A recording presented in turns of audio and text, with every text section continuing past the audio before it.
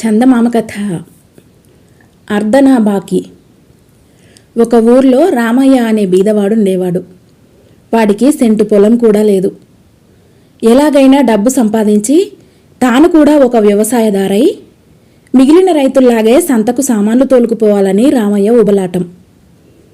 కానీ అతను ఎంత ఒళ్ళు విరుచుకున్నా తన భుక్తికే సరిపోకుండా ఉంటూ వచ్చేది. చివరకు రామయ్య ఏదో విధంగా సంతకు సరుకు తీసుకుపోయి అమ్మాలని నిశ్చయించుకున్నాడు. అతని వద్ద మూటెడు ఉన్ని మాత్రం ఉన్నది. ఈ కొద్దిపాటి ఉన్నిని ఊళ్ళో ఎవరికి అమ్మినా అమ్మవచ్చు. దానికి ఎంతో డబ్బు రాదు. అలాంటప్పుడు దాన్ని సంతకు తీసుకుపోతే అందరూ నవ్వుతారు. అందుకని రామయ్య ఒకరోజు అడవికి పోయి ఒక గోతంలో పాచి మొక్కలు వేసుకొని ఇంటికి తిరిగి వచ్చాడు.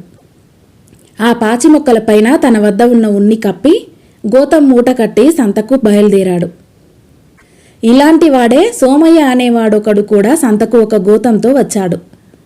అతనిది ఇంకొక గ్రామం. అతని గోతంలో 3 వంతులు సరుగుడు కాయలు, వాటిపైన పోకకాయలు ఉన్నాయి. సంతలోకి అడుగు పెట్టడానికి రామయ్యకు గుండె చాలలేదు. అక్కడ కూరగాయలు గుట్టల్లాగా పేర్చి ఉన్నాయి. ఆవులు, గొర్రెలు, మేకలు, గుర్రాలు వందల సంఖ్యలో అమ్మకానికున్నాయి. ఒక్కొక్క ఆసామి బల్లపైన ఎన్నో వందల రూపాయలు ఖరీదు చేసే సరుకులు తెస్తున్నాడు. అందుచేత రామయ్య సంతకు దూరంగా ఒక చెట్టు కింద తన మూటతో సహా కూర్చున్నాడు. సోమయ్య కూడా అక్కడికే చేరుకున్నాడు. ఇద్దరూ ఒకరినొకరు పలకరించుకొని నువ్వేం తెచ్చావని ఒకరినొకరు అడిగారు. రామయ్య తన గోతంలో నుంచి ఉన్ని తీసి చూపించి భేషైన సరుకు అన్నాడు. సోమయ్య తన మూట నుంచి పోకకాయలు తీసి చూడు, నిమ్మకాయలంత పోకలు అన్నాడు. సంత చాలా హడావిడిగా ఉంది. మన బేరం ఎవరూ లక్ష్య పెట్టరు. మనం మన సరుకులు మారకం వేసుకుంటే ఏం అన్నాడు సోమయ్య. ఉన్నికి పోకలు మారకమా అన్నాడు రామయ్య లోపల ఆశపడుతూనే. పోకలైతేనే బంగారం అంటే సరుకు, అంతగా అయితే ఒక అర్ధన రొక్కం ఇస్తాలే అన్నాడు సోమయ్య. రామయ్య అందుకు ఒప్పుకున్నాడు. ఇద్దరూ మూటలు మార్చుకున్నారు. వెళ్ళి వస్తా అంటూ సోమయ్య అక్కడి నుంచి బయలుదేరాడు. నా అర్ధనా ఇచ్చి మరీ వెళ్ళు అన్నాడు రామయ్య. బాకీ రాసుకో, తర్వాత చెల్లు వేస్తా. నేనెక్కడికి పోనులే, మాది ఫలాని గ్రామం, నా పేరు ఎవరిని అడిగినా చెబుతారు, వెంట డబ్బు తేలేదు అన్నాడు సోమయ్య. చేసేది లేక రామయ్య సోమయ్య చేత అర్ధనా బాకీ గురించి ప్రమాణం చేయించుకున్నాడు. ఎవరిళ్లకు వారు వెళ్ళారు. తాము మోసపోయినట్టు ఇద్దరికీ తెలిసిపోయింది. కనీసం అర్ధనా బాకీ అయినా వసూలు చేసుకుందామని రామయ్య సోమయ్య ఉండే గ్రామానికి వెళ్ళాడు. సోమయ్య ఆ ఊరి షావుకారి దగ్గర కమతం చేస్తాడు. అతను రామయ్యను చూస్తూనే మొత్తానికి నన్ను ముంచావే అన్నాడు కోపంగా. నువ్వు నన్ను ముంచలేదా ఏమిటి అన్నాడు రామయ్య. దానికి చెల్లు అన్నాడు సోమయ్య.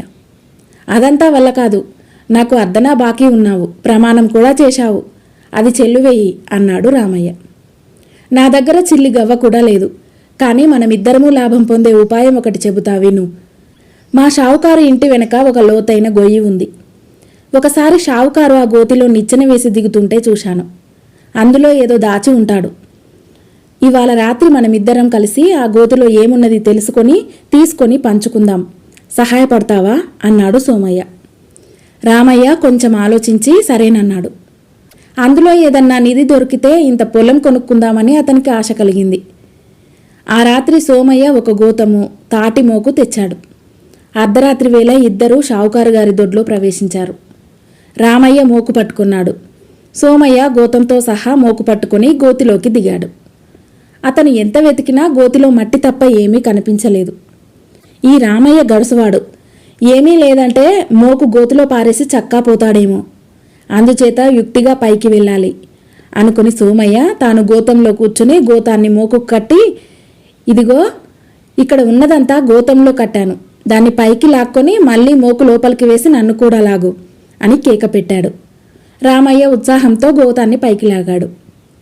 ఈ సోమయ్య నమ్మదగిన మనిషి కాదు. వాడికి ఇందులో ఎందుకు భాగం పెట్టాలి, వాణ్ణి ఆ గోతిలో అఘోరించని అనుకొని రామయ్య మూట వీపున వేసుకొని తన గ్రామానికి నడవసాగాడు. అందులో సోమయ్య ఉన్న సంగతి రామయ్యకు తెలియదు. కొంత దూరం పోయాక మూట బరువు అనిపించి రామయ్య దాన్ని దించాడు. వెంటనే సోమయ్య మూట విప్పుకొని బయటికి వచ్చాడు. దుర్మార్గుడా, నన్ను మళ్ళీ మోసం చేశావా అన్నాడు రామయ్య. నీ మంచితనం ఏమైంది? నిధిలో నాకు వంతు లేకుండా అంతా కాజేయాలని చూడలేదా? దానికి చెల్లు అన్నాడు సోమయ్య.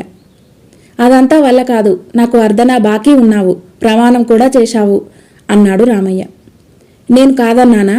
నా దగ్గర ఉన్నప్పుడు వసూలు చేసుకో అన్నాడు సోమయ్య. ఎవరి దారిన వారు వెళ్ళిపోయారు. తర్వాత సోమయ్యకు పెళ్లి అయింది. పెళ్ళాం కొంత డబ్బు తెచ్చింది.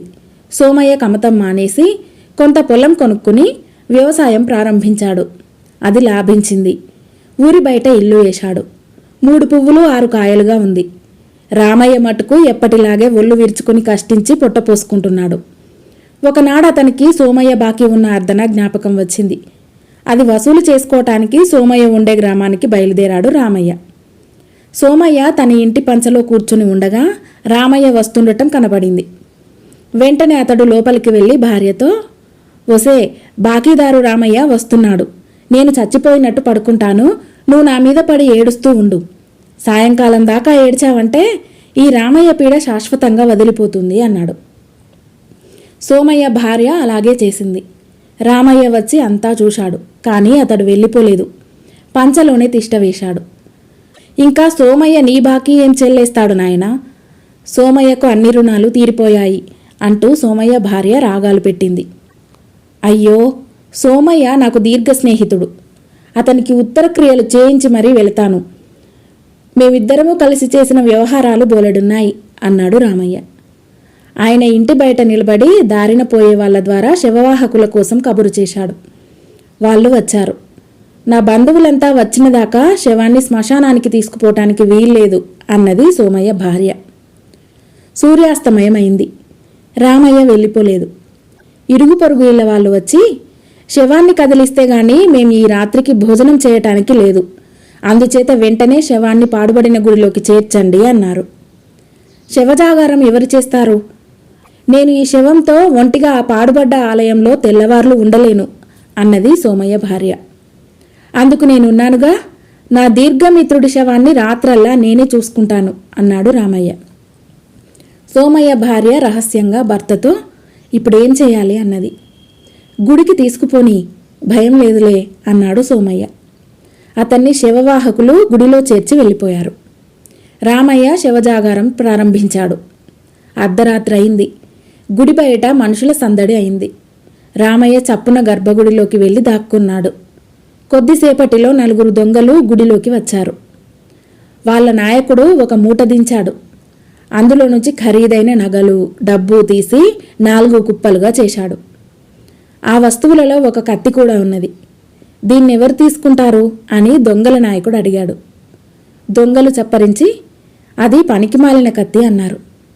కాదు, ఇది భేషైన కత్తి, కావలిస్తే ఒక్క వేటున ఈ శవాన్ని 2గా తెగేసి చూపుతాను అంటూ దొంగల నాయకుడు కత్తి తీసుకొని సోమయ్యను సమీపించాడు. వెంటనే సోమయ్య లేచి నిలబడి, ఏ భూతాలు, మీరంతా ఎక్కడ చచ్చారు అని అరిచాడు. మంత్రం వేసినట్టుగా దొంగలంతా మాయమయ్యారు. ఈ సంగతి తెలుసుకొని రామయ్య యువతలకి వచ్చాడు. చూశావా, మన పంట పండింది, ఇదంతా పంచుకుందాం పట్టు అన్నాడు సోమయ్య. దొంగలు దోచిన సొమ్మంతా పంచుకోవటం పూర్తి అయింది. అంతా బాగానే ఉంది. నా అర్ధనా బాకీ మాట ఏమిటి అన్నాడు రామయ్య. ఇద్దరూ తగాదా పడసాగారు. ఈ లోపల దొంగలు చాలా దూరం పారిపోయి ఒకచోట ఆగారు.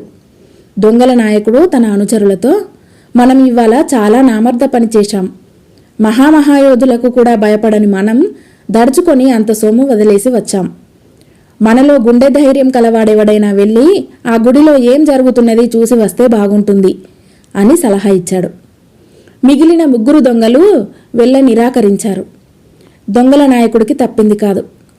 అతను గుండెలు అరచేత పట్టుకొని పాడుబడిన గుడిని సమీపించి బయట నుంచి ఆలకించసాగాడు. లోపల రామయ్య సోమయ్య ఇద్దరూ గుడి మారు మోగేటట్టు అరుస్తున్నారు. నా అర్ధన ఏమైనట్టు అంటున్నాడు రామయ్య. నీ అర్ధన నీకు ముట్టింది పో అంటున్నాడు సోమయ్య. ఈ మాటలు వినగానే దొంగల నాయకుడికి ముచ్చెమటలు పోశాయి. అతడు మిగిలిన దొంగల వద్దకు వెళ్ళి, ఓయమ్మో, ఆ గుడిలో ఎన్ని భూతాలున్నాయో మనం ఊహించలేం. మనం దోచిన సొమ్మంతా పంచితే ఒక్కొక్క భూతానికి అర్ధన వచ్చింది. అది కూడా అన్ని భూతాలకు సరిగ్గా అందలేదు. ఇవాళ మనం లేచిన వేళ మంచిది. పోదాం పదండి, బతికుంటే బలుసాకు తినవచ్చు అన్నాడు. దొంగలు వెళ్ళిపోయారు. చివరకు రామయ్య, సోమయ్య రాజీపడ్డారు. తన అర్ధనా బాకీ కింద రామయ్య దొంగల కత్తి తీసుకున్నాడు. తర్వాత రామయ్య తన వంతు ధనంతో ఇంటికి తిరిగి వచ్చి పొలం కొనుక్కుని పెళ్లాడి రైతు జీవితం గడపసాగాడు. సంతకు సరుకులు తీసుకుపోవాలన్న అతని కోరిక ఈడేరింది. కథ సమాప్తం.